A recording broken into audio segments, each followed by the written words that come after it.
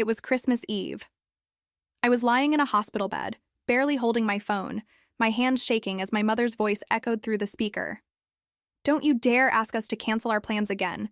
We've had these Elton John tickets for months." I felt my stomach drop. Not from the pain that had landed me in emergency surgery, but from the realization that I had finally reached my breaking point. My name is Clara, and for as long as I can remember, my parents have made it clear that I was never a priority. My younger sister Rachel was the golden child, the one who could do no wrong. I was just there. Even when I had my twins, Leo and Mia, they barely acknowledged them. And when my husband Daniel died in a car accident 6 months ago, they sent their condolences through a text. A text. That was it. But despite everything, I still helped them. Every single month, without fail, I sent them $20,500 to cover their mortgage and expenses, even after Daniel was gone, even when I was drowning in grief, raising 2 toddlers alone. I convinced myself that family is family, that they would step up for me when it truly mattered. I was wrong. The pain had started that morning, sharp, relentless, like a knife twisting inside me. I tried to ignore it, but by noon I could barely stand. A neighbor rushed me to the ER where doctors found internal bleeding. I needed emergency surgery. Right away. My first thought? Leo and Mia. I called my parents, breathless, desperate. "Please, I need you to watch the twins. Just for tonight. I have no one else." My mother sighed dramatically. "Clara, we have plans. Rachel is flying in. We're going to the concert and celebrating Christmas Eve." I thought she was joking. I actually laughed, but she wasn't. My father's voice cut in, cold and tired. "You're becoming a real burden, Clara. We're retired. We deserve to enjoy our lives without your constant problems." I felt like I had been punched in the stomach. I had paid their bills for years, and now, when I was at my weakest, they couldn't even watch their own grandchildren for a few hours. I was done. A nurse named Valerie had been checking my vitals. She must have seen the tears rolling down my face because she touched my arm gently. "I have a friend who's a nanny. She's great with kids, especially kids who've been through trauma. Let me call her." I nodded, barely able to speak. As she stepped out, my mind raced. I had spent my whole life bending over backward for my parents, and for what? They had made it clear. I was an obligation to them. Nothing more. The more I thought about it, the angrier I became. Not just at them, but at myself. I had let them treat me like this. That was about to change. When Olivia, the nanny, arrived an hour later, I felt a weight lift off my chest. She was warm, professional, and the twins took to her immediately. As the doctors prepped me for surgery, I made a decision. No more. "Valerie, can you hand me my phone?" With shaking hands, I sent 2 messages. The first, to my bank. I canceled the automatic transfers to my parents' account. The second, to my parents. "I will no longer be providing financial support. My children and I deserve better than being an afterthought. Do not contact me again." And with that, I put the phone down. For the first time in my life, I felt free. The surgery was successful, but recovery was brutal. I spent 5 days in the hospital, drifting in and out of consciousness. Every time I woke up, Olivia was there with the twins. She never left them alone. When I was finally coherent enough to check my phone, I saw 27 missed calls, dozens of unread messages, not a single one asking about my health. Every message was about money. "Clara, we need to talk about the mortgage. You can't just cut us off like this. We're going on a cruise next month. That money was already budgeted." I scrolled down until I found one from Rachel. "Mom and Dad said you had a minor procedure. What's going on? Why are they freaking out?" I blinked. Minor procedure? They had lied to her. I texted back, telling her the truth. How I almost died. How they refused to help because they didn't want to miss a concert. Her response came almost instantly. "Oh my God, Clara, I had no idea. I would have taken the twins if I knew. I'm so sorry." For the first time, I believed her. Rachel wasn't the villain. She had just been raised by the same selfish people I had. 2 weeks later, they showed up at my apartment. My father, arms crossed, looked annoyed. My mother clutched her designer purse like it was a lifeline. Clara, sweetie, she started, her voice syrupy. We've come to check on you. I didn't buy it for a second. We also need to discuss this financial situation, my father cut in. There it was. The bank called about our mortgage. We had to dip into our cruise savings to cover it. I almost laughed. Your daughter almost died, and you're worried about a cruise? My father's face darkened. That's not fair. I stepped forward, voice steady. I asked you for help. I was bleeding internally. You didn't care. Now I don't care about your mortgage. My mother gasped like I had slapped her. We made one mistake. No, I interrupted. You made a choice, and now I'm making mine. I closed the door. Months passed. They tried everything. Guilt trips, manipulation, even had my Aunt Lisa call begging me to reconsider. I didn't. Rachel, on the other hand, started showing up, not for them, but for me. She spent weekends with Leo and Mia. For the first time, she saw what I had been dealing with our entire lives. Our parents, meanwhile, spiraled. They had been living beyond their means, assuming I would always be there to bail them out. Their house went into foreclosure. The boat? Gone. The timeshare? Sold at a loss. They had to downsize to a condo. My father even took a part-time job. And then one day, a letter arrived. From my mother. She apologized. Said she had been jealous of my independence. That she realized too late what she had lost. I didn't respond. Because for once, I wasn't the one chasing their approval. I had built something better. A life filled with people who truly cared. And I would never go back. 6 months had passed since I closed that door in my parents' faces. And in that time, something inside me had shifted. For the first time in my life, I wasn't walking on eggshells, waiting for the next wave of guilt, obligation, or manipulation to hit me. I was free. But that didn't mean they had stopped trying. A few weeks after I received my mother's letter, my phone lit up with a new message from Rachel. You're not going to believe this. Mom and Dad lost the house. I stared at the screen, waiting for some kind of reaction. Sadness, pity, regret. Nothing. They had burned through every dollar I'd ever given them. Taken out a second mortgage to finance a life they couldn't afford. And now they were being forced to face reality. Rachel kept me updated, though I never asked her to. They're staying in a small condo now. Dad had to get a job at a hardware store. They're miserable. But their misery wasn't my problem anymore. Then one night, there was a knock at my door. I knew before I even checked who it was. Through the peephole, I saw them. My mother, still wearing the same expensive jewelry she used to justify their struggles. My father, looking smaller than I'd ever seen him. I hesitated, heart pounding, before opening the door just a crack.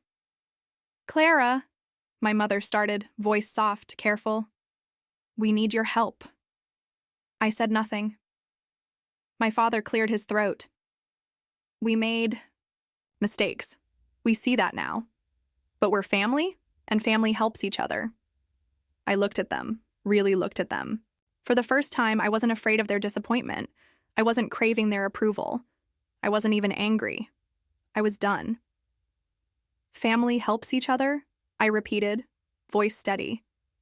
Like how you helped me when I was in that hospital bed? Like how you helped Leo and Mia when they lost their father? My father shifted uncomfortably. My mother fidgeted with her purse. They had nothing to say.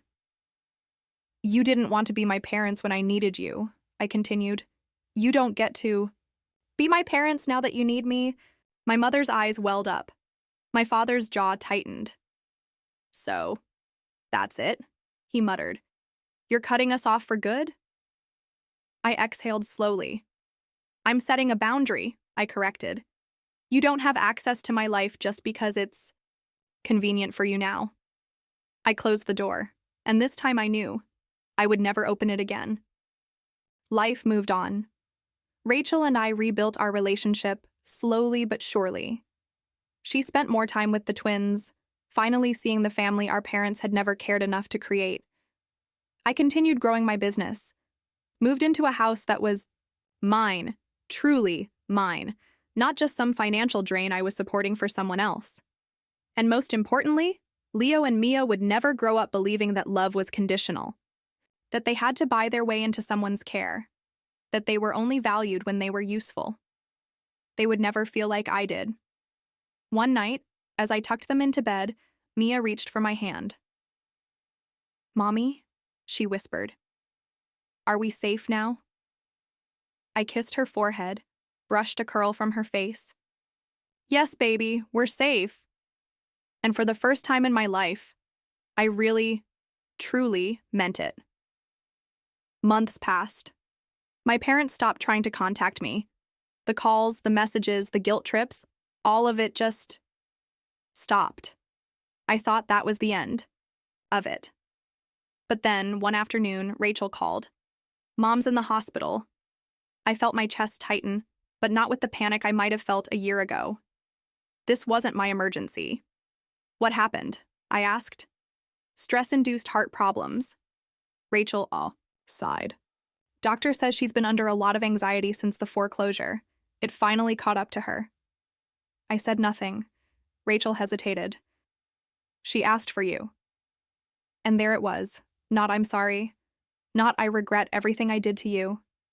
Just "I need you again." "I'm sorry she's sick," I said simply. "But I can't go, Rachel." Rachel was quiet for a moment. I could tell she was expecting me to cave. "You really mean that, don't you?" she said finally. "I do." She let out a slow breath. "Okay, I had to ask." That was it. No begging. No anger. Just understanding. For the first time, Rachel truly saw where I was coming from. I had spent my whole life believing that I had to take care of people who hurt me, that I had to give them chance after chance after chance just because we were related. But I finally understood something. Love is not an obligation. Family is not an excuse for mistreatment. My parents had spent years making it clear where I stood with them. I was a source of money, a backup plan, a last resort. They didn't love me unconditionally. They only loved me when it was convenient. And when I needed them the most, they left me to bleed alone. I wouldn't do the same to myself. I wouldn't go back. I wouldn't sacrifice my peace, my healing, my children's future, just to play the role of a dutiful daughter in a family that never truly wanted me. I had already built something better, a life that was mine, a family that was real. And I refused to let ghosts from my past drag me back into the dark. So when Rachel called again, weeks later, and told me our parents had officially moved out of state, I felt nothing but relief. Because for the first time in my life, I was free. A year had passed since I last saw my parents. I thought about them sometimes, not with anger, not with sadness, just detachment. They were a chapter of my life I had closed, and I had no desire to reopen it. Leo and Mia were growing, thriving. Olivia, our nanny, had become more than just help. She was family. Rachel, once my distant sister, had slowly become my true sibling, proving that she wanted to be in my life for the right reasons. And me? I was doing better than I ever thought possible.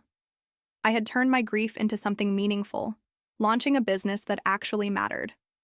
Designing? Memorial websites had started as a personal project for Daniel, but it had grown into something bigger. I wasn't just surviving anymore. I was living. One night, I received an email from my mother. I stared at the screen for a long time, debating whether I should even open it. In the end, curiosity won. The email was short, plain. "Clara, I understand now why you walked away. I don't expect forgiveness, but I needed to say this. I was wrong. We were wrong. I should have been there for you. And I wasn't. I'm sorry." No excuses. No manipulation. Just an apology. For a long time, I sat there, fingers hovering over the keyboard. Should I respond? Should I ignore it? In the end, I closed my laptop without replying. Because the truth was, I didn't need an apology anymore. I had already made peace with everything. With the past. With the loss. With who they had been. And who they would never be. This was the life I chose. A life where I was no longer chasing people who didn't chase me back. A life where I could finally breathe, and for the first time in a long, long time, I was happy. Time kept moving, and so did I. The twins were getting older, asking more questions. They didn't remember my parents, which was both a relief and a little sad. One night, as I tucked Leo into bed, he looked up at me with wide, curious eyes. "Mommy, do you have a mommy and daddy?" The question caught me off guard. I swallowed, brushing his hair back. "I do, baby," I said softly. "Where are they?" Mia chimed in sleepily from the other bed. I hesitated, choosing my words carefully. "Sometimes people who are supposed to love us don't know how," I said finally. "And when that happens, we have to love ourselves enough to walk away." Leo blinked at me. "So, they don't love you?" That was a harder question. "I think they love me the only way they know how," I admitted. "But it's not the way I needed them to." They were quiet for a moment, processing that in the way only small children can. Then Mia reached for my hand. "It's okay, Mommy. You have us." I smiled, my throat tightening. "And I always will." Years passed, seasons changed. I stopped wondering. If my parents would try again, if they'd send another message, another letter, another attempt at rewriting the past. They didn't. And I was okay with that. Because I had something better, a life that was mine. Rachel and I had built something real. Olivia had stayed in our lives long after I no longer needed a nanny. My business had flourished. I had a home, filled with laughter, warmth, and love. And my children? They would never have to wonder if they were a burden. They would never have to earn my love. They would never know the pain of being an afterthought, because I had broken the cycle. I had walked away from the people who taught me love was conditional, and surrounded myself with people who proved that love should be unquestionable. This was my life, not the one I was given, the one I chose, and I would never look back. Years later, I received one final update about my parents. It came from Rachel, who had kept in contact with them from a distance. Mom and Dad sold the condo and moved into a retirement community, she told me over coffee one afternoon. They've finally adjusted to living within their means. "Are they still angry?" I asked, half expecting the answer to be yes. She shook her head. "No. If anything, they regret everything." Regret. Not because they lost their financial safety net, not because they had to downsize, but because they finally understood what they had thrown away. "Mom said something the last time I visited," Rachel added. She said, "I thought Clara would always come back no matter what we did, but she didn't, and that's how I know we really lost her." Hearing that didn't hurt the way it once would have, because it wasn't my loss. It was theirs. They had the chance to be good parents, good grandparents, to be the family I had spent my whole life hoping they would be, and they chose not to be. I had only done what they forced me to do, walk away. I wasn't angry anymore. I wasn't sad. I was at peace. And in the end, that's all I had ever really wanted. A life free from guilt, obligation, and pain. A life where I was truly, finally, free. And that was the best ending I could have ever asked for.